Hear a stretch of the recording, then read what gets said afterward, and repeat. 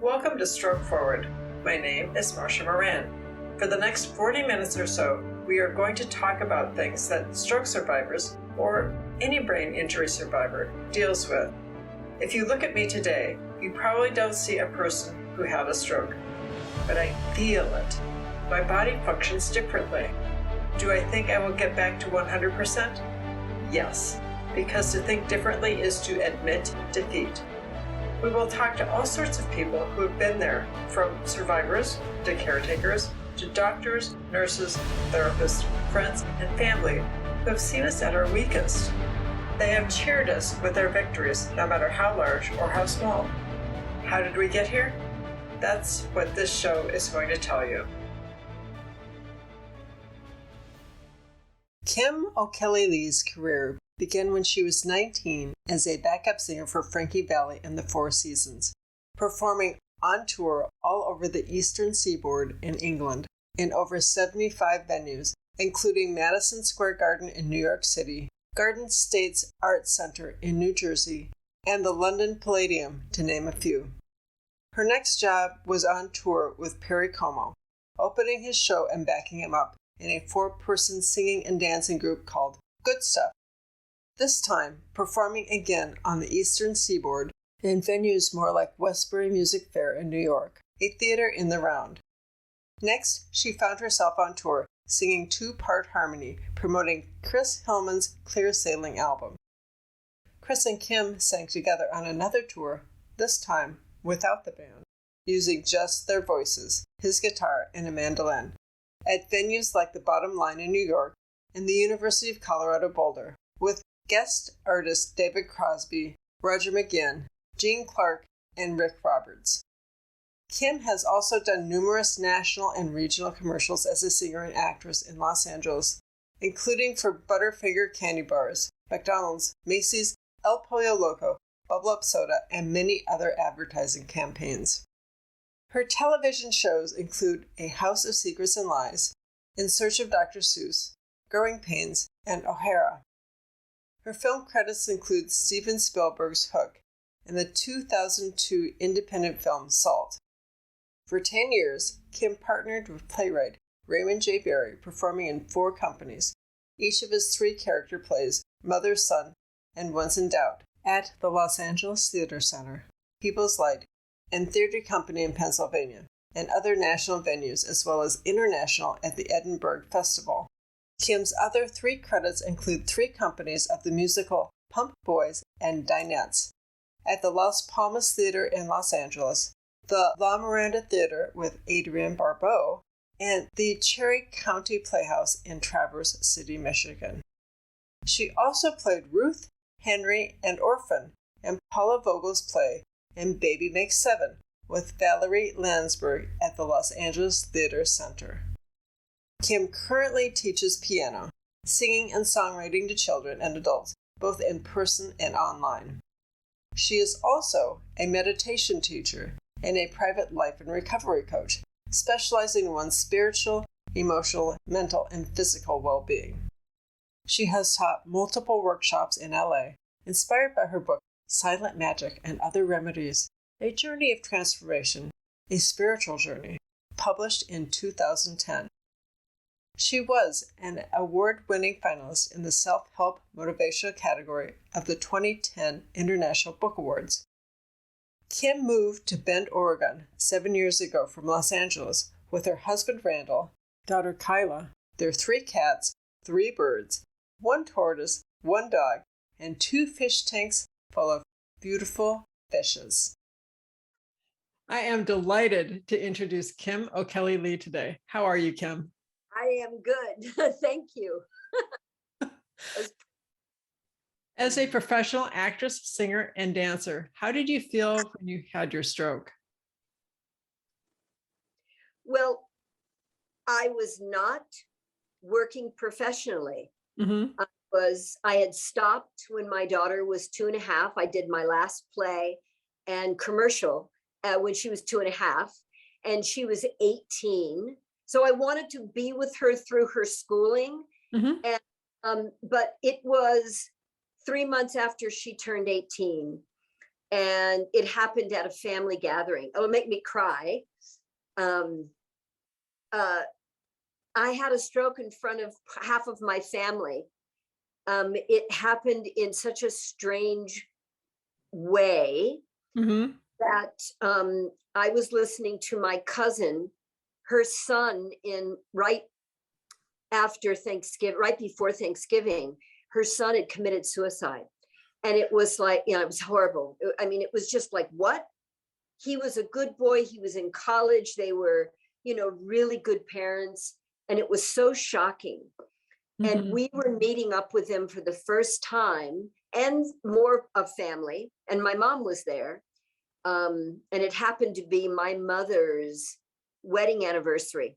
My father had already passed, but it was my mom's wedding anniversary. And I remember that morning we were talking about, oh, it's your wedding anniversary, and they didn't quite make it to 50 years married, but they were together over 50 years. Mm-hmm. And we went to this party, and my cousin and my family, their family, we went off to another room so that she would tell us more. And as I reached for her hand, I had gone into meditation. I got 4 very distinct things after she told me on the phone. This is in my play that we're doing May 27th. I'll tell you about that. But, and first thing I heard was that he didn't commit suicide. Then I saw him in this pool of light, and I felt all this love. Then I saw an image of a lion stepping back and then stepping forward. And I felt like this, I was interpreting. And then the last thing I heard was a question. And that is, if God had whispered into your ear, to my cousin Meg, that you would only have him 21 years, would you say you didn't want him? And she's like, oh no. And she went to me, Kim, and we touched. And as soon as I touched her hand, I began to have the most excruciating pain in my right side of my head. Mm-hmm. And I had to get away from her. I put my hand to her face. I felt terrible. I said, I'm sorry. And I walked outside with my daughter. I cried for 15 minutes. Mm-hmm. And it felt like I was crying out her pain. And the first thought I had was, am I having a psychic transference of pain? My husband watched this. He had the same thought. But then I said, let's go up and meditate. Mm-hmm. We meditated. We talked for 10 more minutes. He asked, we said, should I be going to the emergency room? And the pain was gone. I said, let's meditate. We meditated 30 minutes, still didn't get any answers. We came back downstairs. And as soon as I got back around my cousin, my left arm, the energy began to drain out of my left arm. And I'm saying to everybody, I'm going. My daughter's going, Mom, what are you talking about? Then I said, I'm going. She's going, Mom, stop saying that. And then the left leg I lost, and I fell into it was like the life force. That's what it felt like. The life force draining out of my left side. And I slumped into the chair, and then my face drooped, and everybody around said, call 911. And right after that, I started throwing up. My cousin started taking care of me. The paramedic then got there. And then I went he picked me up. And I remember putting my arm around his neck. And all of a sudden I had this experience of this incredible love. Really? And it was, I got to listen to this. So I'm having this vast experience of love. He carries me out to the back of the ambulance, puts me in Kyla's arms. And all of a sudden I'm in this just incredible, like this love. Well, what happened was I was crying out in pain. I wasn't in my daughter's arms. In the physical form, I was screaming. I was in the back of the ambulance on a gurney. Kyla was in the front seat. My husband was driving my mother to the emergency room. I had 17 family members in that emergency room. They were all praying for me, and other people were praying for me. And so I was having 2 different experiences. One, that what I thought was happening as it was happening was I was just in this place of bliss. of love. But reality was I was crying out in pain. And I got to the emergency room. They rolled me in. I remember being conscious. I remember feeling that I couldn't move anything on my left side. And then they took me to an MRI. So I was in and out of consciousness. As soon as I got there, the surgeon, because they were ready, I had a hemorrhagic stroke. The surgeon was there because they called him, are we going to have brain surgery? You're going to have to stop bleeding. But what happened miraculously, as soon as it happened, I began to absorb the blood. So they didn't go in and put a shunt. They just wheeled me to a room, and I had 1 week in the hospital. And that was insurance. I couldn't still move my left side. They sent me to a recovery center nursing home. And that was our 20th wedding anniversary. And my husband comes in and he says, boy, you sure do know how to take me to the best places. And we laugh, in that first week, it was pretty much of a daze. But then I had a meditation in that nursing home that next day. And I got it very clear that instead of using hindsight, that I was going to gain more than when I just lost, that I would choose in that moment to use insight, and I would take the journey with joy. And that's what I decided. Randall came in later that morning, said, let's take the journey with joy. We always got the same information. We both are meditators for, now it's been over 30 years, morning and night. So we have been in this recovery. I've been in recovery. I slowly but surely started to come back. I knew I was going to have a good recovery. I just was determined. I had a fierce determination that I was going to get my body back and I was going to be okay. I didn't lose my speech. I had a speech therapist for 2 weeks, and then she let me go. I didn't have aphasia, but it took me like 24 days to start being able to even move my hand or my leg. And I started slowly but surely. And I've done that ever since. I've never had one moment of depression. I've cried. I have cried. It is tragic when we have this, our life changes completely. Yeah. But I was determined not to, be in a wheelchair. I was determined not to have my family take care of me. And so I worked super hard, and I'm still working. At 6 years, I slipped. I got out of bed, I slipped, and I fell over and I broke my hip. Yesterday was 1 year. They gave me surgery, 3 screws, and because it was the neck femur, and there's more recovery. But at 2 years, I met a friend. I started teaching again, and very little. I didn't know what was going to happen. We moved up here. And up here is where? So we were living in Los Angeles. Okay. And we moved after 9 months. That was in December of 2014. We moved to Bend, to this house, in 2014. And my mother died the month right before.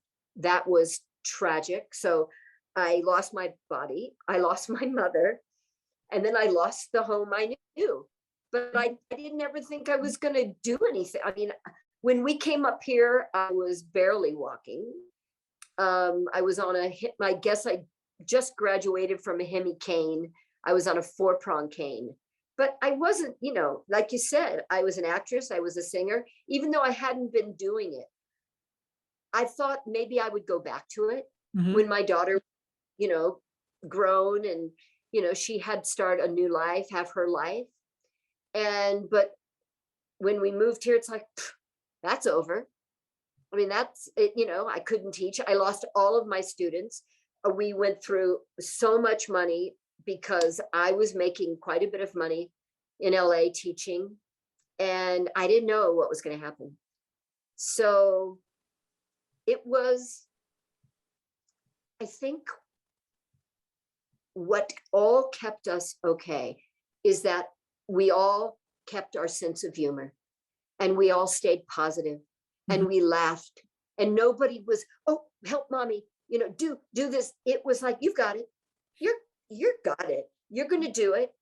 And I was like, yes. And I was, I wake up every morning and I face my disability. I'm not in denial. I need a brace to walk. Okay. But I choose to wake up, and I choose to have a smile, and I choose to do everything I can to live as, look at my arms. This is a miracle. I could not move this hand or arm. I've worked, my hand is still, it's very funky. I cannot play the piano like I used to. Yes, there's lots of losses, but I think my body taught me something. Half of my body is connected, and it flows and it moves, and it can do whatever it wants. It's very, normal. What I've known is normal. And then the other half is disconnected. The telephone doesn't work, Right. the brain to the muscles, right? And it's disconnected. And I can either get up every morning and have my consciousness on what I don't have, or put my conscious on what I do have. And that's my task on a daily basis, one day at a time. And I'll tell you, the third year, I cried every morning in meditation. I had all of these regrets coming up, but I was in meditation and I would feel them. I would cry. And when I came out of meditation, I would show up for my life. I wrote this play. I wrote a 2-woman show with a woman who I met. I started teaching her daughter. And then she wanted to learn the way I taught, because I teach rhythm and piano and how to listen and pick out a song. It's not just reading. If you want to read, that's great. But a lot of kids don't want to learn classical music. They want to sing Taylor Swift, or, they want to, right? They want to sing and they want to do. And so I developed this through teaching my daughter. She was the first one I taught. And we started realizing how much we had in common. And we had done this. She had said, oh, let's do this object solo. And she got me acting again in this exercise she used to give her students. She taught at University of Chicago and other places. And her background was a dancer. And so we just started. She was like, oh, Kim, you've got to be working. You've got to do something. I said, oh, I don't think my body, because I had a lot of body shame. I felt like a monster, honestly. Yeah. When I walk, and my hand and my arm, and just because I couldn't move, you know what I mean? I wasn't that. And so this shame and this body and the ugly, and she was like, stop that. So we started showing up every day. And I said, the stroke reminds me of, I always said, if I wrote a book, my first book, which I have written a book, but I always thought early on that my first book name would be I'm Ready. I'm Not Ready, with an X in it, because I had all of this talent, and I had all of this, but I never tried to do anything with it. And I did a lot of stuff. But in my mind, it was, whatever. It was lovely. But I worked with a playwright for 10 years. I was on the tour for years. I did a lot of commercials. So I did do a lot of work, but I took my talent for granted, because it was what I knew it. It was what was given to me. It was God-given. Right. So I didn't realize, and I noticed that with my daughter. She's an incredible composer and writer. And we started realizing she was just, it's like, oh, everybody can do that. No, No, everybody can do that. no. But that was me, Yeah. right? I'm going on and on. Yeah, but that's okay. Actually, you've asked or answered a lot of the questions that I was going to ask about anyway. So I'm going to go back a little bit. Yeah. Tell us about your neurologist, the one who said that you would be in a wheelchair. Well, they didn't say I'd be in a wheelchair. Okay. But what he did was, oh, just go home and just let your husband take care of you. Okay. That's what she said. And I was furious. I'm like, I mean, thank goodness my husband was bringing me home after that. It was like, are you kidding me? Right. Just go home and let your husband think for you. I was asking questions. So what does this mean? And she's going, you're asking too many questions. I was leaving because I'd gone back to the hospital. Mhm. They'd given me a 2-week program. I was in the nursing home for 5 weeks, which I got very little. I got 25 minutes on my arm and 25 minutes in walking. It was terrible. That's terrible. Terrible. And it was a recovery center, but that's all they give. It's 25 minutes or 30 minutes. It's not much. And when I went back to the hospital, see, the hospital wouldn't keep me for the first 2 weeks. And I heard that first, it's the first year, so whatever you get in the first year, but they weren't there for me. And so when I went back, I got an hour and a half every day. Still, for me, it was not enough. Right. Like, I'm laying in this bed and, no one said, here's the other thing. If you're new to a stroke and you've lost a body, no one said, take your foot, take it, bend it, keep going, keep use that. And if you can't do it, have your family pull it, because now what happened was my Achilles heel, it lost its stretch. Right. And that's really important, but they treat you like you're not going to really get much better. And if you do, you're not going to be doing like what I do. I was doing over 5,000 steps a day on the treadmill. I said, no, it was like, and even a therapist said to me, well, you don't need that. First, she told me, if you can get a speed, you can work your gait, but I could only go 1.5, which is pretty slow without a. Yeah. And so when she talked to me about this brace, she goes, I don't think you need it. I'm going, yeah, I want it. I do need it. I do. And so because I have the brace, I could get on that whatever that's called. It's a machine you can run in. I was able to do that. I was able to get on the treadmill and walk over 5,000 steps. The most steps I've done is over 12,000. Wow. Told me I was hemi-paralyzed. That's what they told me in the nursing home. Right.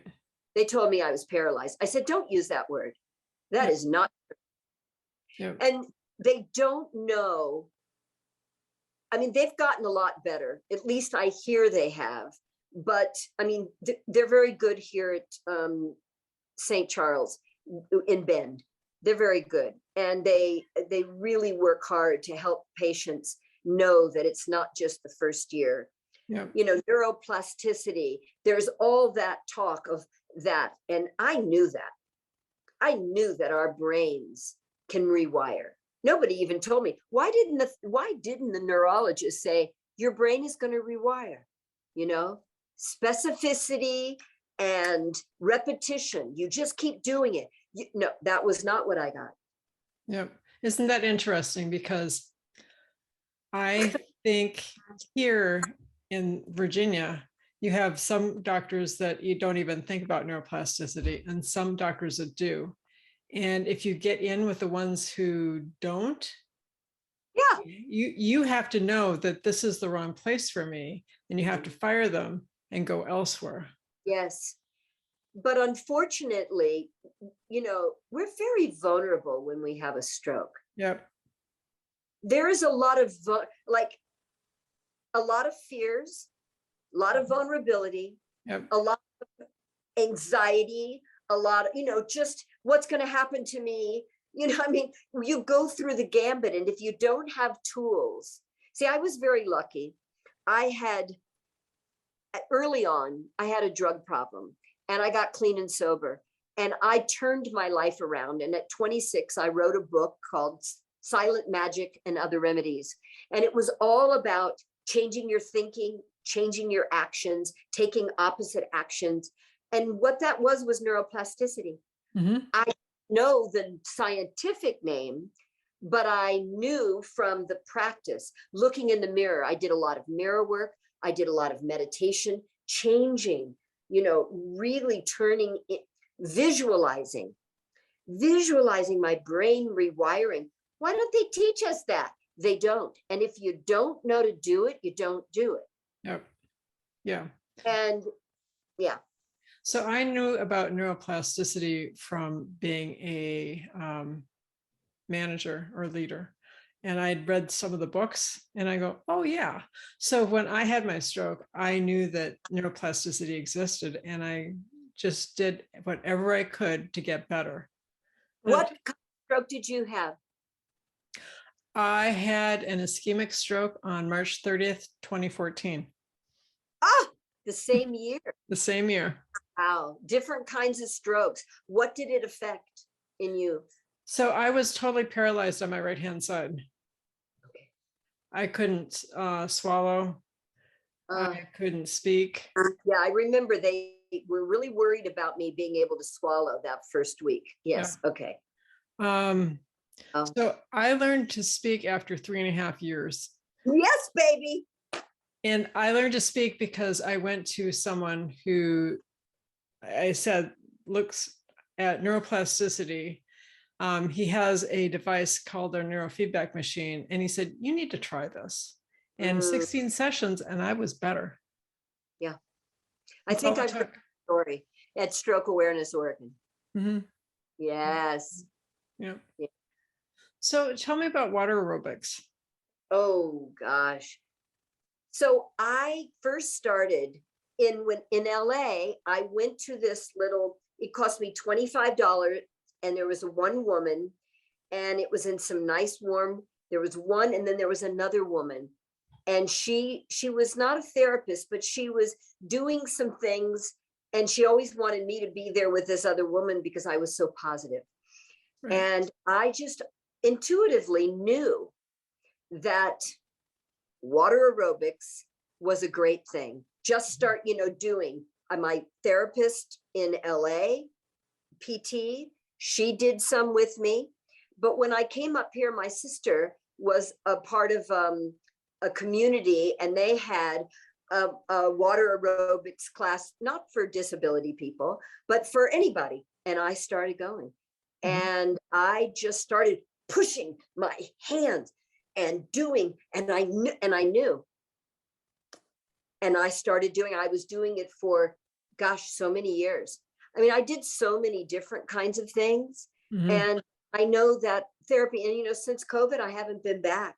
And I'm looking forward to getting back to the water, because I think there's something about that movement and that repetition, right? That's what we're doing, that specificity of movement. Yeah. How can you move your right arm, and do you have to have a brace with your leg? No, so I had no braces. I can actually move my arm all the way up to the top. Oh, yes. Put it all the way back up my. Yeah, me too. So I can do that. I can put it all the way back. Yeah, all the way up. It's hard. I can't do as far as you can because they're weak. Now tell me how that happened. Is that from that neuro machine, do you think?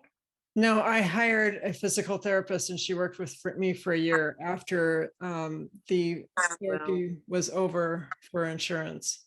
And she just worked me hard, and what I wanted. I had to work myself. I didn't have that. Yeah. But it's true. You got to work really hard. Yeah.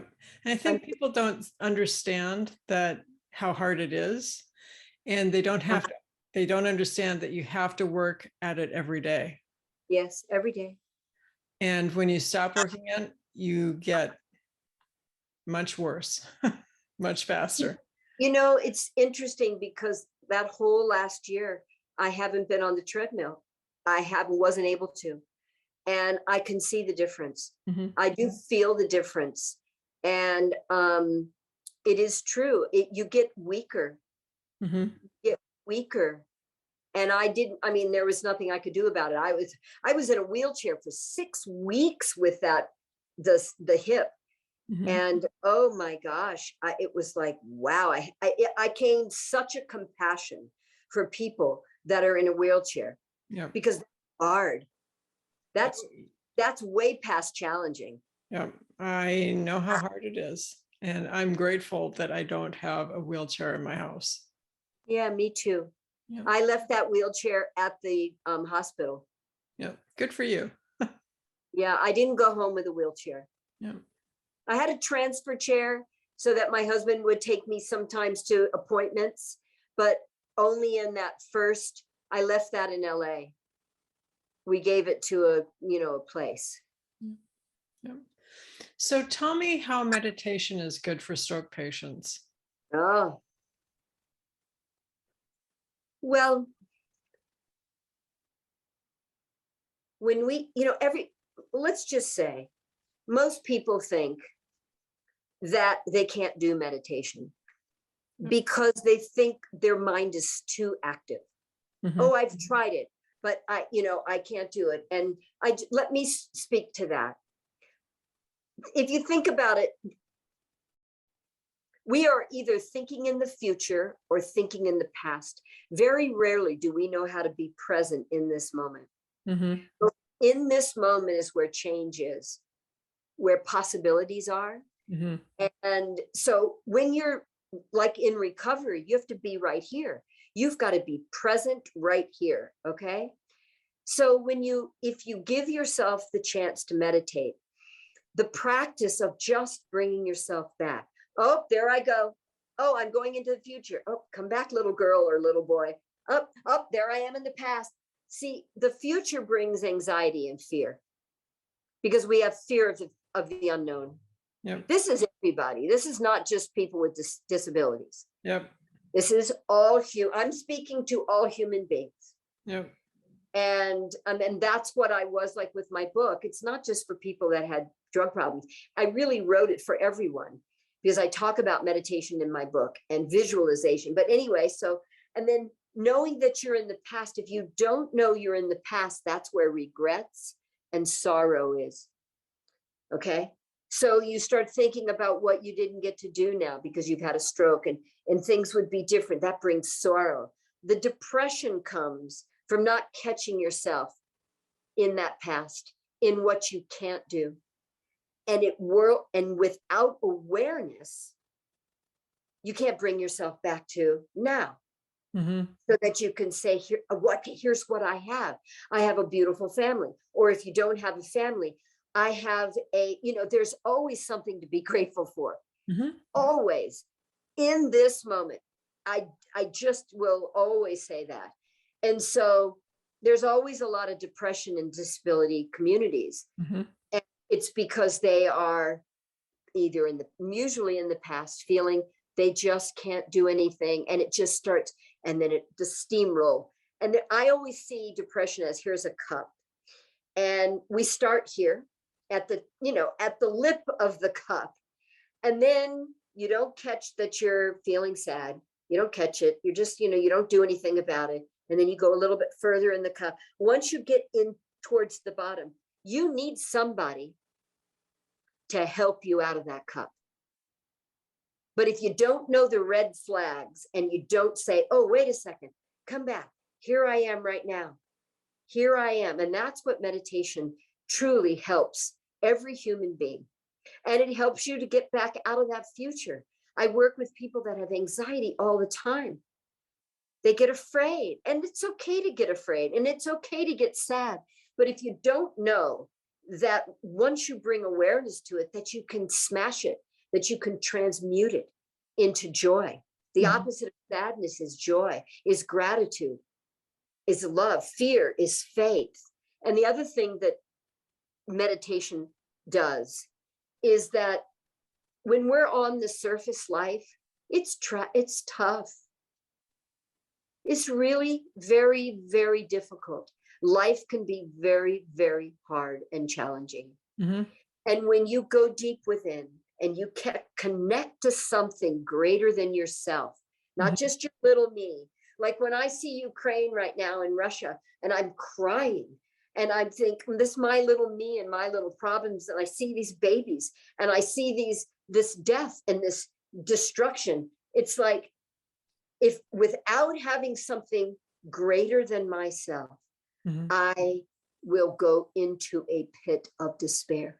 Yep. I don't have to call it God. You know, God is different for everybody. You can have a religion that plants you into God, and it can also mess you up. You know, I know a lot of people that have been messed up by religion. I know a lot of people that want you to be like them. And if you're not like them, they think you're going someplace. I mean, there's a lot of, right? But if you can just find something that speaks to your heart. So when I teach meditation, I don't teach my way. I teach, what can you find that connects you to something greater? Is it going to the ocean? Is it nature? Is it God? Is it a being? Is it an energy, a vibration? What is that? Find it out.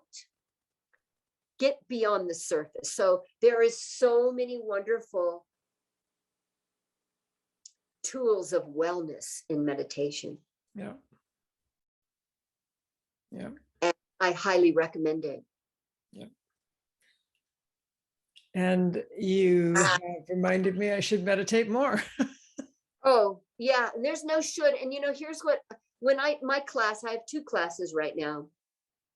And my whole thing is daily practice.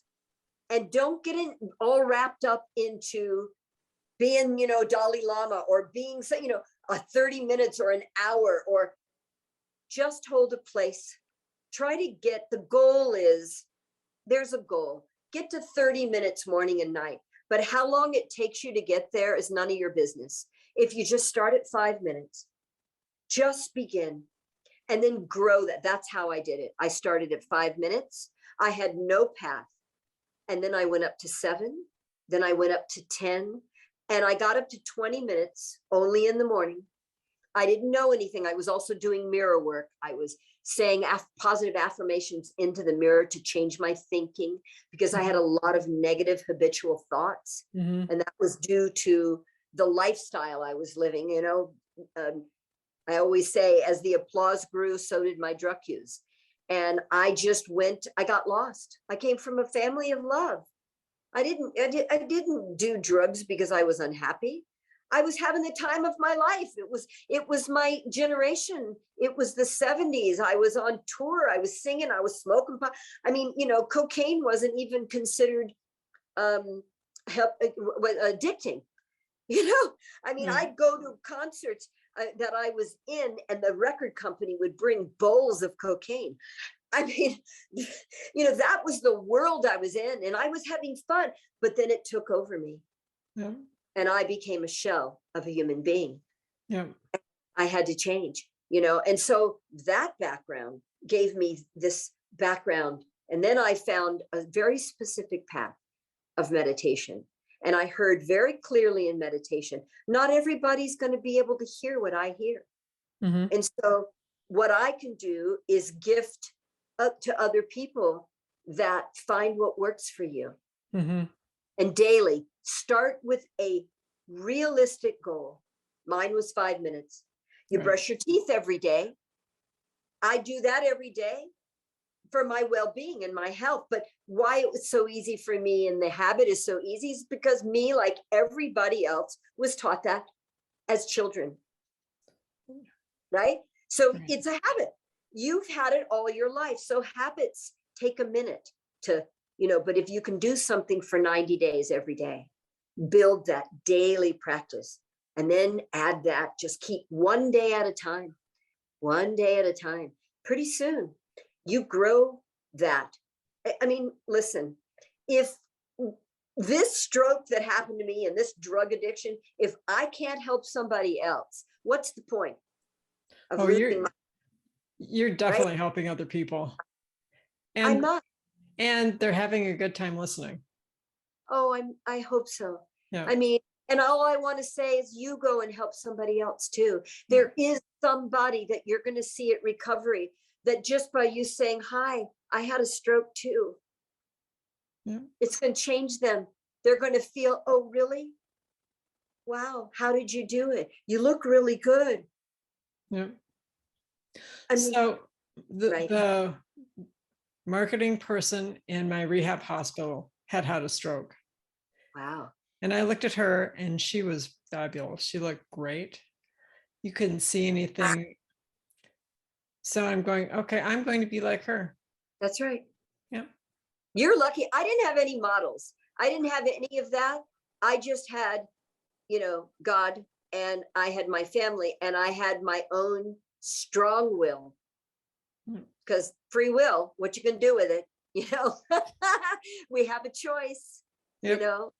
And I didn't say, but I made this video. Did you see that video I made? I did not, but I'm going, so where's it at? So I'm going to send you the link, and Okay. then there is a link to a YouTube page.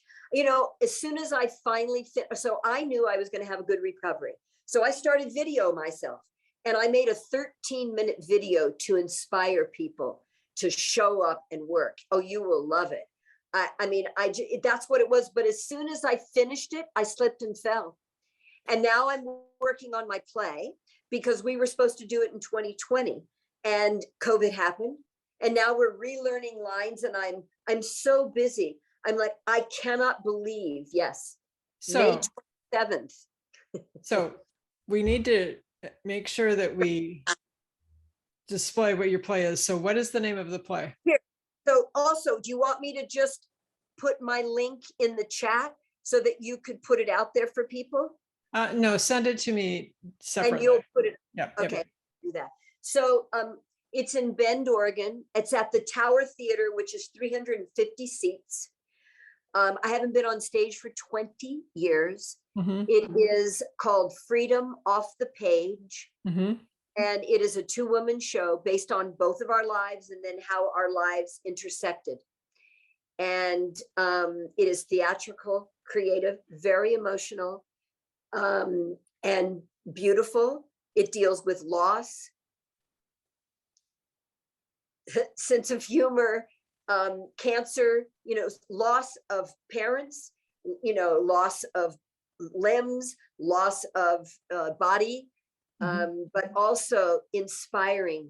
Like, I'm on stage. These people are going to see me on stage. I'm saying I'm doing, even though I feel the shame of body, I'm over it, but it comes up and I'm getting on stage and I get rid of the monster on stage. And, it's about my life and her life. And it is very moving. And I'm excited to do it and scared. Well, of course you're scared because it's something new that you haven't been doing for a long, long time. But yeah, so here's the interesting thing. You're doing it anyway. I am. That's the point. That is the point. So there are a lot of things that scare me, but it doesn't matter because I go ahead and do them anyway. Yes. There's always going to be a reason not to. Mm-hmm. There's always a reason not to. So our job is to find the reason to do.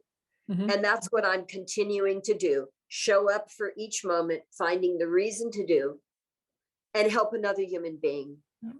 And so now I'm going to finish the play. And then my next step is I'd like to speak everywhere. I'd like to inspire as many people as I can. I'm doing some other podcast from a woman in New York. I really just want to do as much as I can. I wrote my book in 2010. I was 26 years clean and sober. And that was to give back, to help people. And then I wrote this piece, this play, and I did my video to help. So I want to, do these, get them out, speak, do whatever I can to help others. Okay. And inspire others to help others. Okay. So what is Like so important? I'm sorry, what? you're doing, honey. Yeah, that's what I'm trying to do. Yeah. You are doing it. You're Yep. not just, you got me on. That's not a try. We're doing it. Yeah. Yes, we are. So the next question I have is, what is important about Against the Wind by Bob Seger? I'm okay. So the woman that came and interviewed me, she wanted to see me play. And I is just re-listening to that song. And I just was showing her that song. I was showing her how rhythm piano you can play with a song. And then poetically, she wrote that at the end, that it's like, because we are against the wind with, and so she made that beautiful. I wasn't even, honestly, wasn't conscious at that moment. I was just showing, she wanted to see. And I was recently working on that song because I love singing that song. Right. And it's just one of the ones, it was an old song. And I went, wow, I'd forgotten about this song. And so I relearned it and picked it out. And it just happened to be the song. But the truth is, when you have a disability, you are moving against the wind. Yep. You have something that's keeping you back, but you can also move through it if you choose. Yep. So I guess that was kind of beautifully poetic that woman made that, but I truthfully I didn't pick that song for that reason. I just thought, oh, cool. That was like, yeah, that's true. Well, maybe you were meant to pick it anyway. Right? Yeah. How fun. So tell me how you got picked as a survivor in Just Say Yes to No. Okay, I can tell you. I can, just say yes to life. I can tell you exactly. When I first moved here in 2016, when I finally got my insurance, my Oregon insurance, and I was able to go get some help, I went to St. Charles. And one of the first couple of weeks I was there, I was talking to the social worker there, and I'm saying, I really want to start a stroke group. I can't believe there's no stroke group. And I thought that, we really need one here. So because I see a lot of people. And she said, you need to talk to Lanae Hunter. She's had a stroke and she's been talking to me about the same thing. I'm going to put you two together. She introduced us in the hallway, and there it was. And we started a stroke group, and we were doing it at St. Charles for, maybe a couple of years. And then Lanae, I started working on my play. I started writing that. She started Stroke Awareness Oregon. And then that's how, and then I don't know, somehow it just kind of got out of my hands. It was my group and with Lanae. And then when she started, they overtook it. And so, I just was kind of going along for the ride. It was never really Lanae and I just said, good, it needs to keep going. And I'd started with, so I'm usually there. I've only missed maybe about 4 meetings in all these years. And then Keith took over. She asked Keith to take over, and he's doing a great job. And finding speakers, that was not really like what my wheelhouse of finding people, and and then I was also making my video. So it was like I got busy getting that together, and they actually sponsored that too and helped me pay for getting it done. And I was very grateful because I did a voiceover over the video, so that you see my iPhone and you see me talking, but then there's a voiceover that starts it, and then that I go through the whole thing. And I'm very proud of it. It's really terrific, and I can't wait. I thought you had seen it. No, I haven't. Because you were asking me questions, because at the end I talk about all the modalities I've done. Right. It's on the screen, and I see, because it's in the book. You read the story from the book. Yep. Oh, yeah. Now it's all making sense. Yeah. Yes. So, what is the one thing that you would tell stroke survivors and also tell caregivers, and they can be two separate things? What are the one thing that each one of them need to know? Well, first, to stroke survivors. Yes, this is emotional. Yep. It is. It's Yep. definitely emotional. And you are going to have lots of feelings. Yep. And at the same time, have the recovery you want. You choose it, you have the recovery that you want, and you go about it. And you don't let anyone tell you different. If you want to get your body back, you get your body back. You find the people that are going to, you find the modalities that are going to help you get that back. If you have aphasia and you want to speak, you get your speaking back. There's a wonderful story in Just Say Yes to Life about this woman and her partner, and she was helping her, and they worked their butts off. I heard them speak. They came here. They live in California, I think, and it was so inspiring. You know, it's like you can do, again, here's what's so beautiful. You can do anything you put your mind to. Yep. That's the number one thing. And what I'd like to say to stroke survivors, caregivers, instill in them trust that they can do it. Hovering doesn't help. Doing things for them doesn't help. Now, that doesn't mean, my husband brings me tea every day. He's a beautiful man. He cooks. You know, it's like a lot of times he does more than he needs to do, but I clean the house now. He takes care of the outside. I do the house. He doesn't go, oh, wait, that vacuum cleaner might be too. No, he's like, go, you go, girl. Yep. I feel happy when my house is clean. Yep. I figured out a way. So that's what I'm saying.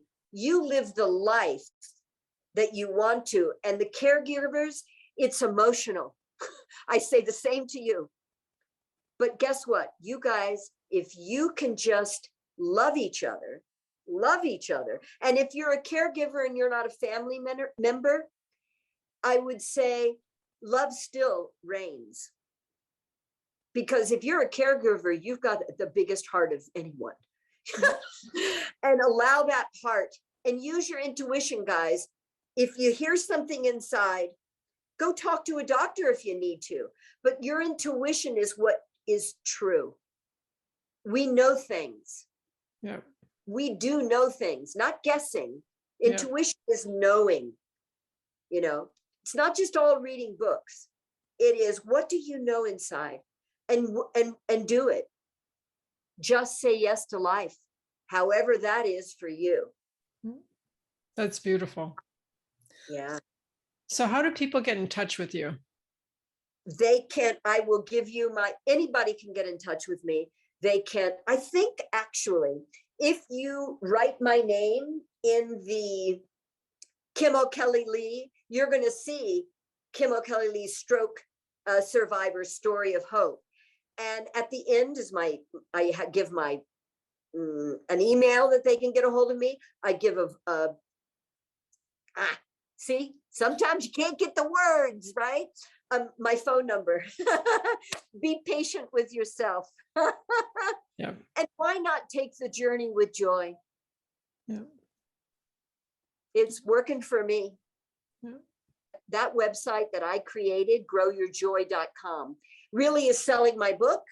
You can find my book on Amazon. It is uplifting. I actually was a finalist in the International Book Awards for that book, for motivational and inspirational. So it, you know, even back then, I don't even tell about my drugs in that. It's about what I learned and how I turned my life around. And that's the same for stroke. As a matter of fact, I've been wanting to republish it and write a little something in the foreword, because I practice everything that's in that book. And those tools have saved me, you know? And so, yeah. Okay. Well, I'm going to have to take a look at that book. Oh, I think you would really like it. I'm very proud of it. I actually think I did really like it because there's a connection with you. I see it. And if you want to read my play, I will email it to you if you'd like to see. I would like to. Okay, we're still finishing. Our director has said you may not change it past March 31st. And so we're working to get it so we won't change it. So I will send it after that. So is somebody going to video the play? I hope so. I've got to call this man, actually. Thank you. You just said it, but I've got that on my to-do list, and call him the man that actually videoed all the promos for stroke awareness. But I told Lanae, a very good friend of Lanae's just had a stroke. We're devastated. I know. I'm like, she's probably going to go down to California. So she's, I said, yes, I will call and see if he's got the capability. I also thought it would be really great. I mean, there's nothing like being in the audience, right? Mm-hmm. But for people that can't see it, what if we, sold tickets and streamed it?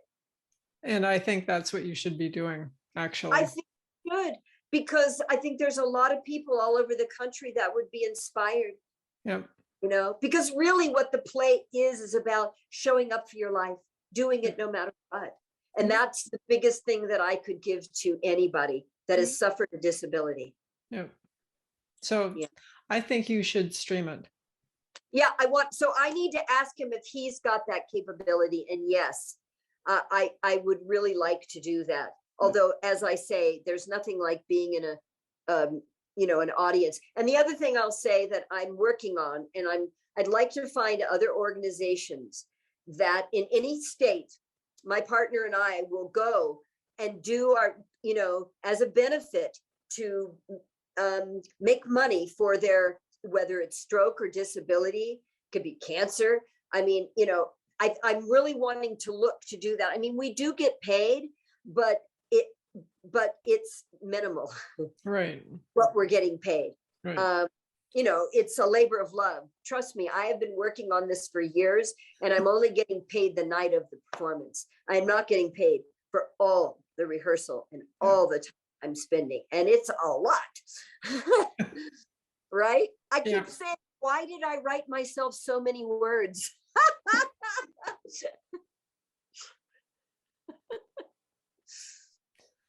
So it has been a pleasure, Kim. And we're going to stay in touch. We definitely are. And I'm going to definitely send you that. As soon as we finish it, I'm going to send you. Absolutely. And I'd love to hear what you think. Thank you. I will.